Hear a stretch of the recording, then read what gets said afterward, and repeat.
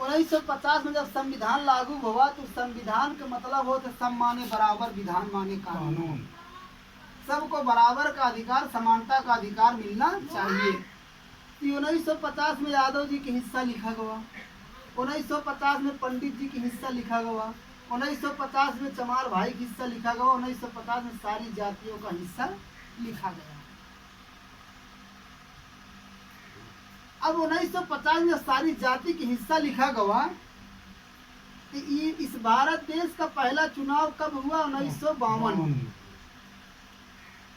50 से लेकर के आज तक पंडित जी को हिस्सा मिल रहा है, यादव जी को हिस्सा मिल रहा है, चमार भाई को हिस्सा मिल रहा है, क्या निषाद मल्लाह केवट बिंद को हिस्सा मिल रहा है?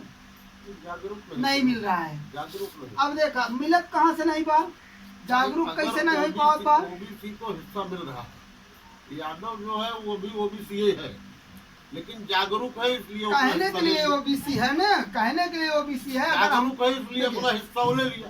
ओबीसी में जब सरकार में थे मुलायम सिंह तो हम लोगों को भी ओबीसी में जोड़ा, मतलब पिछड़े में जोड़ दिया हम लोगों को, लेकिन क्या हिस्सा हमारा दिया? नहीं दिया। 1952 में जब पहला चुनाव हुआ था तो वोट हम लोग डाले थे कि हमारे आजा बाबा लोग आजा बाबा लोग डाले थे।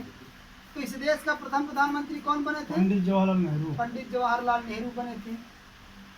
पंडित जवाहरलाल नेहरू जब प्रधानमंत्री बन गए तो कभी आप कल्पना करिए, आज भी 1359 फसली का आप कागज निकलवा लीजिए विधानसभा से या कहीं से जहाँ से निकलवा लीजिए तो आप देखेंगे कि पूरे भारत देश में जितनी जमीनें हैं सब निषादों के नाम से जमीन है। आज जो हम निषाद मल्लाह केवट बिंद जो जातियों में बटे हुए हैं, ये हमको साजिश के तहत बांटे गए हैं कि इनमें फूट डालो और राज करो। ये प्रक्रिया इनका, एक फंडा इनका है कि इनमें फूट डालो और राज करो। तो पंडित जवाहरलाल नेहरू जब प्रधानमंत्री बन गए, एक नंबर पे आ गए। कभी इनके पुरखे करताल लेकर के खोज भिनसारवे आते थे भीख मांगने के लिए, आते थे नहीं आते था कभी? आवत रहे ना, आपके आंखों के सामने आपके दरवाजे पर पंडित जी कटोरे लेकर के भीख मांगते थे। और उस समय एक नंबर पंडित जी हो गए, फिर 2 नंबर पे छत्री जी, छत्री 3 नंबर पर मुसलमान, क्योंकि उस समय उर्दू में ट्रेड था, आज़ादी के बाद से उर्दू में ट्रेड था। 3 नंबर मुसलमान, 4 नंबर पे लाला, क्योंकि उस समय लाला भी उर्दू पढ़ना लिखना जानता था, लाला पटवारी का काम करता था। 4 नंबर पे, हाँ 5 नंबर पे कुर्मी, क्योंकि उस समय देश का 5 नंबर पे कुर्मी, क्योंकि कुर्मी पंडित सरदार वल्लभ भाई पटेल उस समय गृह मंत्री थे। तो 5 नंबर पे कुर्मी और 6 नंबर पे बनिया, 7 नंबर पे निषाद बिंद केवट मल्लाह, इन्हीं के बगल में यादव जी थे। 8 नंबर पे एक और कौम होती थी जिसको गांव के दक्षिण के किनारे पर बसाया जाता था, जिनको धर्म के नाम कितना ज़्यादा उजाड़ दिया गया था कि उनको दिन में चलने के लिए मनाही थी। वो चलते थे तो गले में हाड़ी बांध के चलते थे, पीछे झाड़ू बांध के चलते थे। वह दिन में अपनी मड़ैया को फाड़ करके देखते थे, किसको? भगवान को नहीं। वह देखते थे कि चील और कौवे कहाँ मरवा रहे हैं, उसी के नीचे मरा हुआ पशु था। वो मरे हुए पशुओं का मांस जाता था 12 बजे रात को। दलित भाई एक तरफ से सियार और कुत्ते नोच के खाते थे, दूसरी तरफ से वो काट करके लाता था, उबाल करके अपने बच्चों को पेट पालता था। इतनी दशा खराब थी उस चमार भाई की। अब 8 नंबर की, अब ये बताइए, ये पहले चुनाव का हमारा समीकरण है तो हमारे आजा बाबा जो थे वो कम पढ़े लिखे थे, वो इतना जानकार नहीं थे। तो हमारे पुरखे जब वोट डाले तो कितने नंबर पे थे? 7 नंबर। फिर अब थोड़ा नजदीक में 2007 में 2007 में किसकी सरकार बनी थी? बहन कुमारी मायावती। बहन कुमारी मायावती की। जब बहन कुमारी मायावती की सरकार 2007 में बनी थी तो 1 नंबर पे चमार भाई आ गए। जो शासन सत्ता में चले गए तो चमार भाई 1 नंबर पे आ गए ना। 1 नंबर पे चमार भाई आ गए, 2 नंबर पे पंडित जी, 3 नंबर पे छत्री, 4 नंबर पे लाला, 5 नंबर पे बनिया, 6 नंबर पे कुर्मी, 7 नंबर पे मुसलमान और 8 नंबर पे निषाद मल्लाह केवट बिंद लोग आ गए। अब फिर 2012 में किसकी सरकार बनी थी? अखिलेश यादव मुख्यमंत्री बने थे। 2012 में यादव जी 1 नंबर पे, 2 नंबर पे चमार भाई, 3 नंबर पर पंडित जी, 4 नंबर पर छत्री, 5 नंबर पे बनिया, 6 नंबर पे कुर्मी, 7 नंबर पे लाला, 8 नंबर पे मुसलमान और 9 नंबर पे निषाद मल्लाह केवट बिंद लोग। अब देखिए कि 1952 में जब पहला चुनाव हुआ था तो हमारे पुरखे कम पढ़े लिखे होशियार थे, यानी नहीं पढ़े थे, अनपढ़ गंवार थे। तो जब उन्होंने बटन दबाया था तो हम लोग कितने नंबर पे थे? 7 नंबर पे। उनसे ज़्यादा हम लोग पढ़े लिखे होशियार बुद्धिमान व्यक्ति हैं ना। तो हम लोगों ने जब 2007 में बटन दबाया, बटन 2007 में हम लोगों ने दबाया था, हमारे पुरखे दबाए थे, हम लोग दबाए थे ना। उनसे ज़्यादा हम लोग पढ़े लिखे होशियार बुद्धिमान व्यक्ति हैं ना। तो हम कितने नंबर पे आ गए? 8 नंबर पे। फिर 2012 में हम लोग बटन दबाया, यादव जी की सरकार बनी, तो हम कितने नंबर पे आ गए? 9 नंबर पे। यानी जब हमारे पुरखे बटन दबाए तो हम 7 नंबर पे थे, यानी हमसे ज़्यादा गंवार हमारे पुरखे, पढ़े लिखे नहीं थे। उन्होंने जब बटन को दबाया था और पंडित जी यह कह करके दबाए थे, ये निषाद मल्लाह केवट बिंद भैया, तुम दान धर्म दक्षिणा में आगे हो, तुम द्रव्य दान, तुला दान, भूमि दान, पर्वत दान, चांदी दान, सोना दान, तमाम दान किए हो, एक बार पंडित जी को मत दान कर दो। तो हमारे पुरखों ने जब मत दान कर दिया तो ये बात कहे कि अरे यार साला नकली राजा वोट से कैसे होता है, हम तो राजा है ही हैं, हो क्यों राजा हमसे का ले देवे का ओटवा खाना दे का। 7 नंबर पे आ गए, बटन दबाए, थोड़ी सी गलती किए। फिर उनसे ज़्यादा हम लोग पढ़े लिखे होशियार बुद्धिमान व्यक्ति हैं आज के डेट में। तो हम लोगों ने जब बटन दबाया 2012 में, 2007 में, 2012 में, तो 1952 में चमार भाई 8 नंबर पे थे। 2007 में जब हमने बटन को दबाया तो चमार भाई 1 नंबर पे आ गए और हम लोग 8 नंबर पे आ गए। फिर 2012 में हम लोगों ने बटन दबाया तो यादव भाई 1 नंबर पे आ गए और निषाद भाई 9 नंबर पे आ गए। यानी 1952 में यादव जी 7 नंबर पे थे आपके बगल में, 1952 में चमार भाई 8 नंबर पे थे आपके नीचे। लेकिन इस लोकतंत्र की व्यवस्था में लिख दिया गया कि जिस समाज के पास 5 राजनीतिक हथियार होगा वो समाज रोटी, कपड़ा, मकान, बिजनेस, व्यापार, नौकरी, शिक्षा, स्वास्थ्य में भागीदारी पाएगा, और जो समाज के पास 5 हथियार नहीं होगा वो दर दर की ठोकर खाएगा। तो हम लोगों ने इतनी गलती किया कि अगर हम लोगों ने बटन को दबाया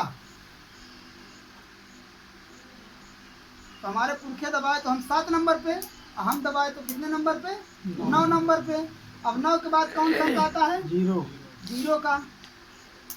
अब उस ईवीएम मशीन की बटन को यादव भाई का बेटा दबाता है तो 1 नंबर का हीरो बनता है, चमार भाई का बेटा दबाता है तो 1 नंबर का हीरो बनता है, ब्राह्मण भाई का बेटा दबाता है तो 1 नंबर का हीरो बनता है, निषाद मल्लाह केवट बिंद का बेटा दबाता है तो क्या बनने जा रहा है? 0। अब 0 बनना है कि हीरो बनना है? हीरो बनाने के लिए ये 5 काम जो यादव जी किए, 5 काम जो चमार भाई किए, 5 काम जो पंडित जी किए, वही काम आपको करना है। अगर वह काम हम आपने कर लिया तो हीरो बनाने से दुनिया की कोई ताकत आपको नहीं रोक सकती। उसी काम को बताने के लिए हम आए हैं कि क्या क्या काम यादव जी किए, क्या काम पंडित जी किए, क्या काम चमार भाई किए, तो 1 नंबर के हीरो बन गए। और कौन सा काम हम कर रहे हैं, क्योंकि हमारे पुरखे हीरो हुआ करते थे लेकिन आज उसका समाज 0 हो रहा है। तो 0 से हीरो बनाने के लिए आपको 5 हथियार चलाने की जरूरत है, राजनीतिक हथियार। पहला हथियार है पार्टी, दूसरा हथियार है नारा, तीसरा हथियार है नेता, चौथा हथियार है झंडा, 5वां हथियार है चिन्ह, चुनाव चिन्ह। अब पहला हथियार मानवर कांसीराम साहब दलितों से कहा, देख भाई तुम कांग्रेस पार्टी में काम करते हो लेकिन कांग्रेस पार्टी तुमको तवज्जो नहीं देती है, तुम बसपा पार्टी का काम करो। तो बसपा पार्टी ने ईमानदारी से काम किया। नारा जय भीम का दिया, जय भीम का नारा चमारों ने ईमानदारी से पहले लगाया। नेता मायावती को दिया तो मायावती को ईमानदारी से नेता माना। विरोधी कहते रहे उस समय, करे यार मायावती का झूठी परेशान नेता मान रहे हो, मायावती फलनवा का रखिए, ढेकनवा का रखिए, 2 बच्चे हैं, विदेश पढ़ रहे हैं, ये है वो है, चमारों ने कहा, ये पंडित जी ठाकुर साहब कान खोल करके सुन लो, हमारी मायावती चाहे 70 भतार रखी हो, उससे हमसे मतलब नहीं है। वो हमारी नेता है तो नेता है। आज तुम अपने बहन को भले तुम्हारी बहन मत कहो, लेकिन जब समय आएगा तो हमारी बहन को तुम तुम्हारी बहन कह के पुकारोगे सम्मान से। समय आया, पुकारे कि नहीं पुकारे ऊंची जाति के लोग, सब लोग मिल करके नेता का सम्मान उसने किया कि नहीं किया? ईमानदारी से चलित चमार भाइयों ने नेता बहन कुमारी मायावती को माना कि नहीं माना? अगर विरोधियों की बात मानता तो क्या सत्ता में पहुंच पाता? नहीं पहुंच पाता। फिर चौथा हथियार दिया झंडा, नीला झंडा, कि तुम भाई देखो, तुम कांग्रेस का झंडा टांगते हो, तुम्हारी गिनती कांग्रेस में होती है, तुम्हारा हक हिस्सा कांग्रेस में जाता है, कांग्रेस वाले खाते हैं, तुम नीला झंडा टांगो। ईमानदारी से नीला झंडा टांग लिया। फिर चुनाव चिन्ह हाथी का दिया, कहा देख भाई तुम पंजा की बटन दबाते हो, पंजा वाले तुम्हारे सब अधिकार खाते हैं, तुम हाथी की बटन दबाना चालू कर दो, चाहे हारे चाहे जीते, तुम्हारा भला हो जाएगा। ठीक उसी प्रकार से 5 हथियार आपको भी चलाना पड़ेगा। पहला हथियार आपका है पार्टी, जिसका नाम है निर्बल इंडियन शोषित हमारा आम दल, निषाद पार्टी। ईमानदारी से इस पार्टी में आप काम करोगे तो आने वाले उज्जवल भविष्य के लिए यह पार्टी का निर्माण हुआ है। जो आपका नाती पोता बेटा आ रहा है, उसके उज्जवल भविष्य के लिए यह निषाद पार्टी का निर्माण हुआ है। और जो व्यक्ति सोच ले कि इस पार्टी से जुड़कर हम अपना स्वार्थ सिद्ध कर लें, तो वह पार्टी में काम नहीं कर पाएगा। क्यों? क्योंकि पार्टी अभी उस लायक नहीं पहुंची है कि आपका स्वार्थ सिद्ध हो सकता है। आने वाला जो आपका पीढ़ी, आपके नाती पोता बेटे आ रहे हैं, उसके उज्जवल भविष्य के लिए निषाद पार्टी का निर्माण हुआ है। आने वाले समय में अगर पेड़ आप लगाओगे अमीरी वाला, तो आपका बेटा उस अमीरी के फल जरूर चखेगा, इसमें कोई दो राय नहीं है। दूसरा हथियार है नारा। जैसे जय भीम का नारा दलित भाइयों ने दिया, जय यादव जय माधव का नारा यादव भाइयों ने दिया, जय श्री राम का नारा ब्राह्मण भाइयों ने दिया, जय जवान जय किसान का नारा कांग्रेस वालों ने दिया। तो जय जवान जय किसान का नारा देने से कांग्रेसियों का भला हो गया, जय श्री राम का नारा देने से ऊंची जातियों का भला हो गया, जय यादव जय माधव का नारा देने से यादव भाई का भला हो गया, और जय भीम का नारा देने से चमार भाई का भला हो गया। और हम लोगों का भला नहीं हुआ, तो हम लोगों का भी नारा चाहिए ना। हम लोगों का भी नारा, आपका भी नारा है जय निषाद राज का। ये जय निषाद राज का नारा ही हम मछुआ समुदाय का भला कर सकता है। बाकी इस धरती पर कोई ऐसा नारा नहीं है, कोई ऐसा आवाज नहीं है जो मछुआ समुदाय का भला कर दे। तो संविधान भी बदलेंगे, हाँ? संविधान भी बदलना पड़ेगा आपको। तो भीमराव अम्बेडकर से हमारा कोई भला नहीं होने वाला है, उनका नारा नहीं देना है, तो संविधान भी बनाना पड़ेगा। संविधान में तो संशोधन हो रहा है ना, कर रहे हैं ना। तो जो सत्ता में पहुंचता है संशोधन करता है। आप सत्ता में पहुंचोगे, आप संशोधन करोगे, इसमें तो सीधी सी बात है। अगर पंडित जी तो संविधान नहीं लिखे ना, यादव जी तो नहीं लिखे ना, भीमराव अम्बेडकर लिखे थे ना। तो इन पंडित और यादव और चमार भाई क्यों संशोधन किए संविधान पे? कोई बुरी बात नहीं है, हम बुरा नहीं कह रहे हैं, क्योंकि आज कोई खराब बात अरे नहीं। दादाजी मैं बुरा नहीं कह रहा हूँ, अब बुराई नहीं कर रहे हैं। महाराज जय भीम डॉक्टर भीमराव अम्बेडकर की देन है कि जो मैं आज अच्छा कपड़ा पहना हूँ, जो मैं स्कूल में पढ़ाई किया हूँ, जो बोल रहा हूँ, भीमराव अम्बेडकर की देन है। अरे दादाजी सम्मान करते हैं, आज भी हम लोगों के ऑफिस में भीमराव अम्बेडकर का तस्वीर टंगा हुआ है। ऐसी बात नहीं है, क्योंकि संविधान के रचयिता वो हैं, वो हमारे मार्गदर्शन है। आज हम लोगों को अगर कोई यहाँ तक पहुँचाया है तो भीमराव अम्बेडकर के संविधान ने पहुँचाया है। ऐसी बात नहीं है। हम कहते हैं संविधान में लिखा हो हमारा हिस्सा, अगर भीमराव अम्बेडकर ने लिखा है तो इन बेईमानों को देना चाहिए ना। तो लिख दिया कि भाई जो कुर्सी पे जाएगा वो संविधान से अपना संशोधन करके अपने बच्चों का हिस्सा देगा। साला आज तक कुर्सी पर हम पहुंच नहीं पाए तो कहाँ से हमारा हिस्सा मिलेगा? तो चौथा हथियार आपका है झंडा। अभी इस जगह पर हम अगर साइकिल का झंडा टांग दें तो रोड से गुजरने वाले भी कहेगा यादव जी का घर है, अगर हाथी का टांग दे तो कहीं चमार का घर है, अगर पंजा का टांग दे कहे बनिया का घर है, अगर कमल का फूल का टांग दे कहे ब्राह्मण का घर है। घर किसका है? निषाद का। अब पहचान किससे हो रही है? झंडे से। यानी पहचान सभी से हो रही है, चमार बामन ठाकुर बनिया से। क्या चमार बामन ठाकुर बनिया का खून हमारे शरीर में है? अगर नहीं है तो निषाद राज का खून है कि नहीं है? अगर निषाद राज का खून है तो झंडा किसका टंगेगा दरवाजे पे? दूसरे का कि निषाद राज का? अगर इस निषाद राज का झंडा हम टांग देंगे तो हमारी पहचान बनेगी कि नहीं बनेगी? अगर इसी जगह पर अगर 10 लोग बैठे हैं, उसमें से 5 लोग यानी 1 लोग निषाद हैं और बाकी लोग चमार हैं। अगर निषाद का झंडा टंगा रहेगा तो रोड से गुजरेगा तो आदमी कहेगा कि नहीं भैया ये निषाद लोग बैठ करके मीटिंग कर रहे हैं। अगर 10 निषाद हैं, 1 चमार है, हाथी का झंडा टंग जाए तो कहेंगे सब चमार बैठ करके मीटिंग कर रहे हैं। तो पहचान तो झंडे से है ना, तो अपना पहचान बनाने के झंडा तो आपको टांगना पड़ेगा ना अपने दरवाजे पे। फिर 5वां हथियार है चुनाव चिन्ह। चुनाव चिन्ह ईवीएम मशीन में चुनाव चिन्ह होता है। ईवीएम मशीन है एक और एटीएम मशीन है। इस ईवीएम मशीन और एटीएम मशीन में बहुत बड़ी दोस्ती है। ईवीएम मशीन में ईवीएम, इसका मतलब हमको बताया गया कि इलेक्ट्रॉनिक वोटिंग मशीन ने, यही बताया गया ना, लेकिन इसका फुल फॉर्म है इम्प्लाई विला और मनी। इस ईवीएम मशीन में जिस समाज का खाता खुला है उस समाज को एटीएम मशीन से डायरेक्ट पैसा मिलता है। पता कर लीजिए आप। अभी यादव जी को देख लीजिए, आपसे ज़्यादा बूढ़े हैं, उनको दिखाई नहीं पड़ता, लेकिन पेंशन के रूप में हर महीना उनके एटीएम से पैसा आता है। दलित भाई को पैसा आता है, यादव पंडित जी को पैसा आता है। हमारे समाज के बूढ़े लोग एटीएम जानते ही नहीं कि एटीएम है क्या। क्यों? क्योंकि अभी इस ईवीएम मशीन में आपका खाता नहीं खुला। इस ईवीएम मशीन में चुनाव चिन्ह माने खाता नंबर। तो इस ईवीएम मशीन में सबसे पहले इम्प्लाई हाथ का पंजा ने किया। इस ईवीएम मशीन में हाथ का पंजा का सबसे पहले खाता नंबर मिला, तो हम लोगों ने हाथ के पंजे का बटन दबाया तो हमारी नोट नौकरी कांग्रेसियों के घर में चली गई कि नहीं चली गई? चली गई।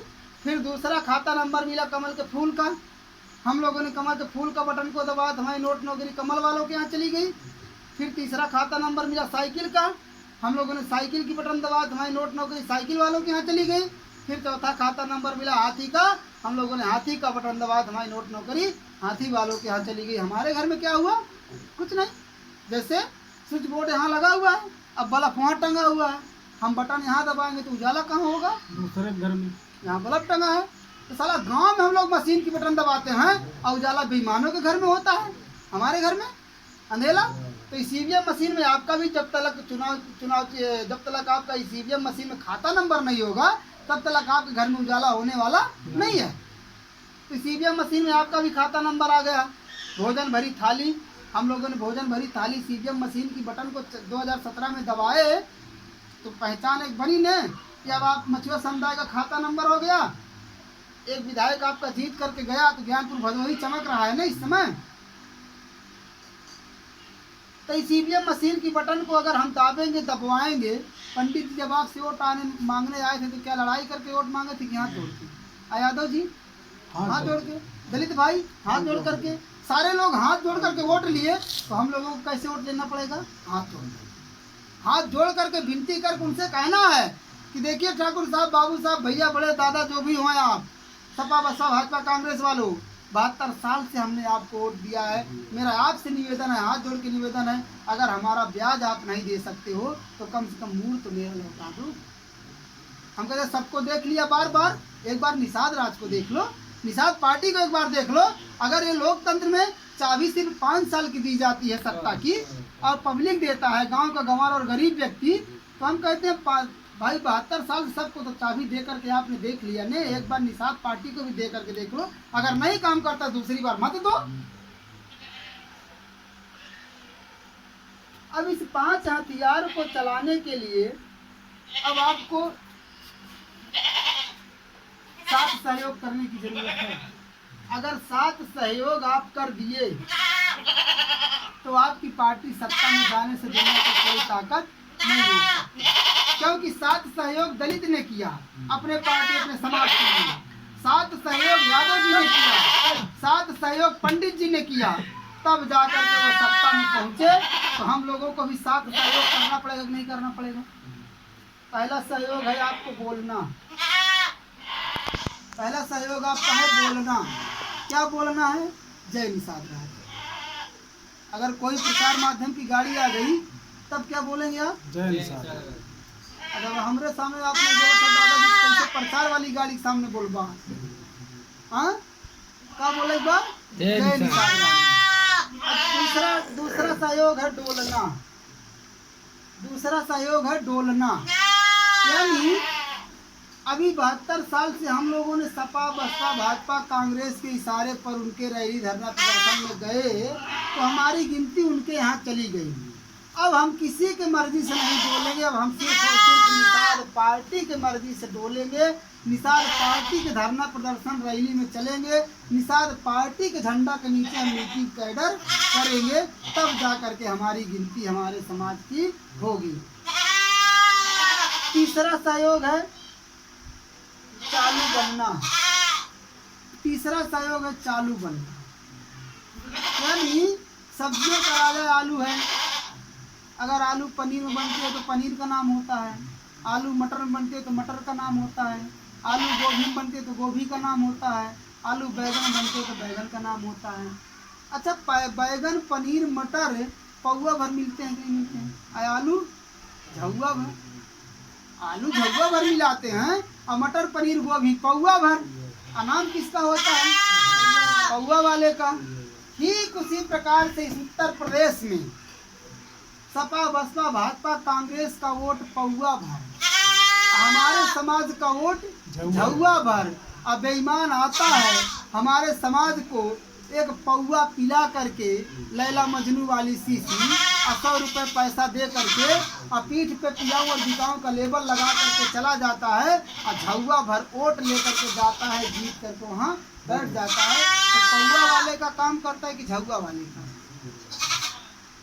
पौवा बिको पौवा पे कोई मना करने थोड़ी जा रहा है। हाँ भाई, विचारधारा है। अगर आप टिकाऊ बनना चाहते हो तो निषाद पार्टी का लेबल लगा लो पीठ पे, अगर बिकाऊ बनना चाहते हो तो एक पौवा का लेबल लगा करके घूमो।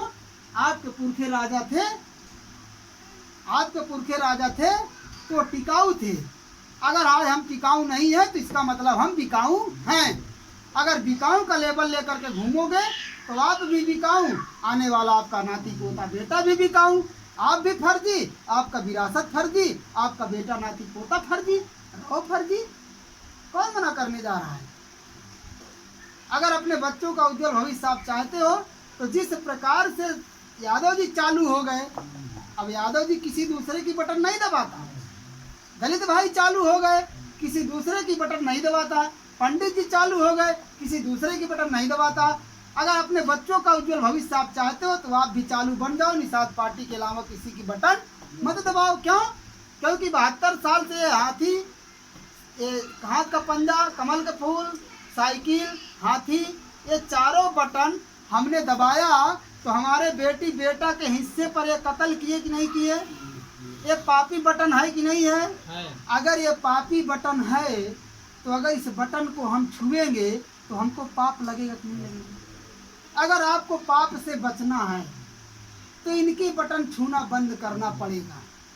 अगर इनकी बटन आप छूना बंद कर दो, निषाद पार्टी की बटन दबाना चालू कर दो, आप ऑटोमेटिक आप सत्ता में पहुंच जाओगे, एक नंबर के हीरो बन जाओगे, दुनिया की कोई ताकत आपको नहीं रोक सकती। सरल तरीका एकदम है, न जान लेना है न जान देना है, सिर्फ जानकारी लेना है और जानकारी देना है, बस इतना ही काम करना है। अब चौथा है प्रचार करना। अगर पार्टी को आप आगे नहीं बढ़ाओगे, पार्टी में आप प्रचार नहीं करोगे तो क्या पार्टी आगे बढ़ पाएगी? तो प्रचार तो करना पड़ेगा ना। क्या प्रचार करने के लिए हमको किसी की दूसरे की जरूरत नहीं है? हमारे नात बात रिश्तेदार दोस्त यार संगी साथी कुटुंब कबीला परिवार है, हम अपने नात बात रिश्तेदार से प्रचार करेंगे, हम उन्हीं को समझाएंगे। जब हमारा समाज हमारा रिश्तेदार नात बात जब एक हो जाएगा तो हमारी एकता को देखते हुए अदर बिरादर के लोग आपको कंधा दे करके वहां तक पहुंचाने के लिए तैयार आज खड़े हैं।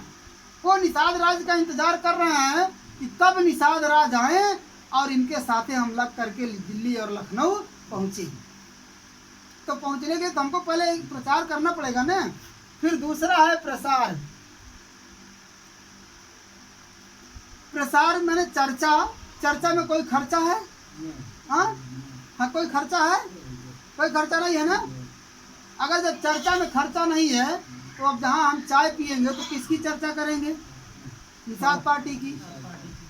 कहीं जाएंगे तो किसकी चर्चा करेंगे? निषाद पार्टी की। बस इतना ही तो करना है, आप चर्चा करते रहिए, ऑटोमेटिक आपका समाज आगे बढ़ता रहेगा।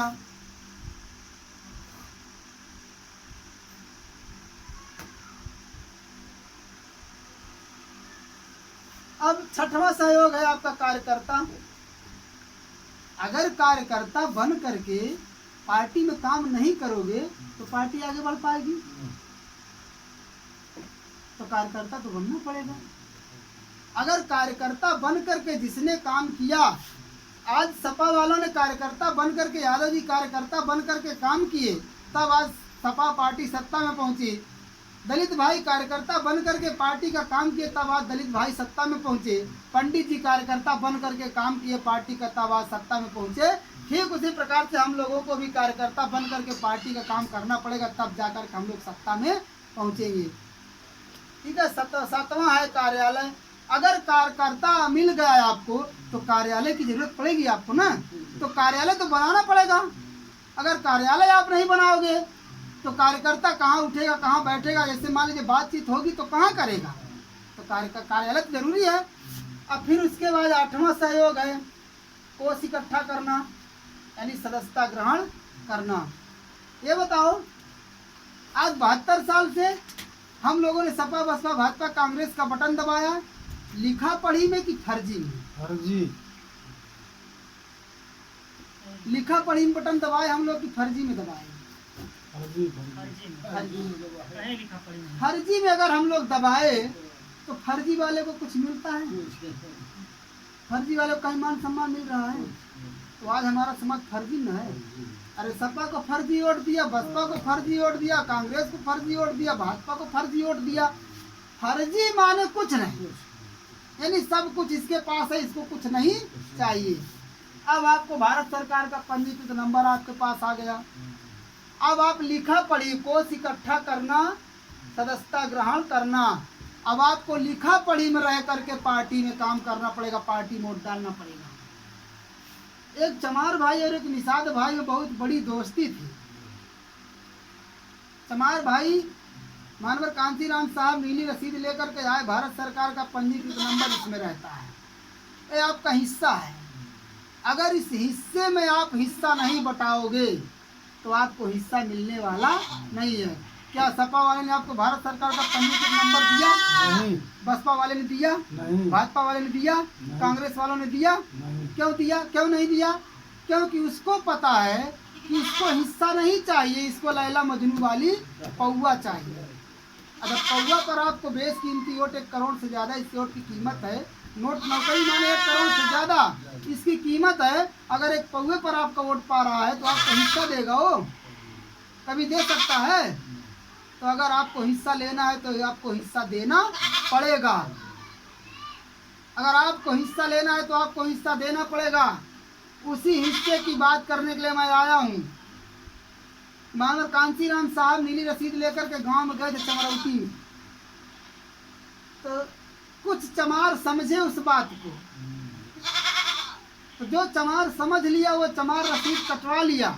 और मानवर कांतीराम साहब ने कहा कि ये गेट पास है, जब पार्टी तुम्हारी सत्ता में पहुंचेगी, जब पार्टी तुम्हारी सत्ता में पहुंचेगी, मुख्यमंत्री बनाएगी जब पार्टी तुम्हारी, तो डायरेक्ट इसी गेट पास लेकर के आप मुख्यमंत्री से मिल सकते हो। तो कुछ चमार कहे ये साला कांसीराम पंजाब से आया है चूतिया बनाने के लिए, ये साला खर्चा अपना निकाल रहा है, अपने बच्चों का पेट चला रहा है इस पैसे से, ये ढकोसला लेकर के आया है। और जो चमार बात समझ गए वो कटवा लिए रसीद को।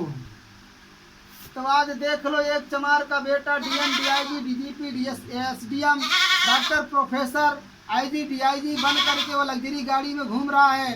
एक चमार का बेटा doctor, professor, DIG, IG, commissioner कार्यालय, न्यायालय, सचिवालय, विश्वविद्यालय में बैठा है।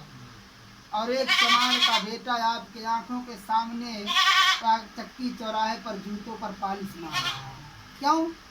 गलती उसका बाप किया, सजा कौन भोग रहा है? बेटा ना। तो चमार भाई और निषाद भाई में बहुत बड़ी दोस्ती थी। तो कांसीराम साहब के हाथ से वो रसीद कटवा लिया था चमार भाई ने। और 2 बार सत्ता में पार्टी पहुंच गई, 3 बार सत्ता में पार्टी पहुंच गई, लेकिन उसके दिमाग से उतर गया था वो नीली रसीद वाली बात। इत्तेफाक से जब वो अपना बात से जो था, जब वो साफ करने लगा तो रसीद दिखाई दिया उसको। देखा तो कहा अरे यार ये तो रसीदिया काटने वाला आया था, बताया था कि मुख्यमंत्री से मिलने का जब पास है। तुरंत उस पर्ची को लिया और निषाद जी को कहा अरे भैया चलो मिलना है यार मुख्यमंत्री से, मायावती जी मुख्यमंत्री है, हमारे समाज की बहन कुमारी मायावती मुख्यमंत्री हैं और हमारे पास गेट पास है यार, आओ चला जाए मिला जाए, अपनी दुख और मुसीबत उनसे झेला जाए, कहा जाए। कहा चलो भाई दोस्त हैं चलो, चल दिए। अब एनेक्सी भवन में रेड जोन लट रहता है, वहाँ कोई जा नहीं सकता। अब गए गेट पे, जैसे ही पहुँचे वहाँ सिपाही खड़ा था। सिपाही पूछा कल भैया कहाँ जा रहे हो, कहा मुख्यमंत्री से मिलने जा रहा हो, कहा कुछ है तुम्हारे पास प्रूफ, का कुछ नहीं है। 2-2 बेत लगाया। जब 2-2 बेत लगाए तो गिर पड़े दादाजी। जब दादाजी गिर पड़े तब उनको याद आया कि साला रसीदिया तो मेरे जेब में है यार, गेट पास। खड़े हुए और तुरंत नीली रसीद निकाले, कहा भैया देखो ये नीली रसीद है, हम जा रहे हैं मिलने। रसीदिया काटने वाला आया था, बताया था कि ये गेट पास है, डायरेक्ट मुख्यमंत्री से मिल सकते हो। अब जैसे ही सिपाही वो रसीद को देखा वो कांपने लगा। रे दादाजी बहन जी से मत बताइएगा, हमारे बच्चे हैं भूखों मर जाएंगे, बहन जी नौकरी से निकाल देगी, हमारे पेट का सवाल है। दादा को झाड़ने पोछने लगा, कहे चलो तुरंत बहन जी से मुलाकात करवाते हैं। अब दादाजी को कहा चलो दादाजी। निषाद जी से पूछे कल भाई तुम्हारे पास क्या है, कहे कुछ नहीं है, चल भाग भाग। निषाद जी को डांट करके वो सिपाही भगा दिया और उनको ले जाकर के बहन कुमारी मुख्यमंत्री से, बहन कुमारी जी से मिलवाया, मायावती जी से। और जैसे ही नीली रसीद देखी बहन जी, देखा पढ़ा नहीं, दादाजी आप मानवर कांसीराम साहब के जीवन के संघर्षों के साथी, आपने अपने खून पसीने से संगठन और पार्टी को यहाँ तक पहुँचाया है, ये बताओ दादाजी अभी तक कहाँ थे तुम। तुरंत अपने निजी सचिव को बुलाया। मायावती ने कहा निजी सचिव इधर आ। कमीना जब बात तय हो गई कि हमारा कोई भी कार्यकर्ता पदाधिकारी रसीद धारक नौकरियों से वंचित नहीं रहेगा, तो दादाजी की फाइल कहाँ गई, तुरंत निकाल रजिस्टर। निजी सचिव तुरंत रजिस्टर निकालता है, देखता है तो कहता है बहन जी इसमें हमारी कोई गलती नहीं, मैंने 3 बार इनके लड़के के नाम से कॉल लेटर भेज चुका हूँ, इनका लड़का ज्वाइनिंग करने नहीं आया नौकरी, अब की बार नहीं आएगा तो मैं लाल कलम चला दूंगा, हमारी इसमें कोई गलती नहीं है। बहन कुमारी मायावती ने कहा दादाजी घबराओ नहीं, ये पोस्टमैन डाकिया जो होते हैं ऊंची जाति के हैं, हमारे बच्चों का कॉल लेटर पहुंचाने में देरी करते हैं, आप घबराओ नहीं, कूड़ेदान में डाल देते हैं। ये लोग अपने बच्चे के ज्वाइनिंग लेटर और 14-15वें दिन डायरेक्ट भेज दो लखनऊ में, डायरेक्ट आपके बच्चे की ज्वाइनिंग। और चले जाओ बगल वाले कमरे में दादा बैठे हैं, साहब आशीर्वाद ले लो। नीली रसीद दे देती है मायावती और कहते हैं बगल वाले कमरे में चले जाओ आशीर्वाद ले लो, साहब बैठे हैं। बगल वाले कमरे में जाता है, जैसे ही वह देखता है सचिव, प्रमुख सचिव मायावती का, कहता है दादाजी सब 3-3 बार पैसा ले जा चुके हैं इस रसीद से और आप अभी तक कहाँ थे। अरे भैया पता नहीं चला, का कुछ नहीं, चलो। अब दादाजी दिए थे 100 रुपये, अब 10 लाख रुपए का चेक काट करके दे दिया निजी सचिव और कहा दादाजी इस पैसे को जल्दी से जल्दी खर्चा करके आओ, इस पैसे से तुम घर मत बनवाना, इस पैसे से तुम बेटी बेटा के शादी करो, जगह जमीन खरीदो, लेकिन घर बनवा करके पार्टी आपको देगी। अब दिए तो 10 रुपये, 10 लाख का चेक काट के दे दिए दादाजी को। अब दादाजी वहां से आए, देखते जब जैसे ही दादाजी आए वहां से, उसका बच्चा गया। आज पूरे क्षेत्र में आज उस चमार का घर 1 नंबर पर है, उसके जैसा कोई चमार क्षेत्र में नहीं है। देख लो आप रसीद पर भारत सरकार के पंजीकृत नंबर में कितना बड़ा दम है।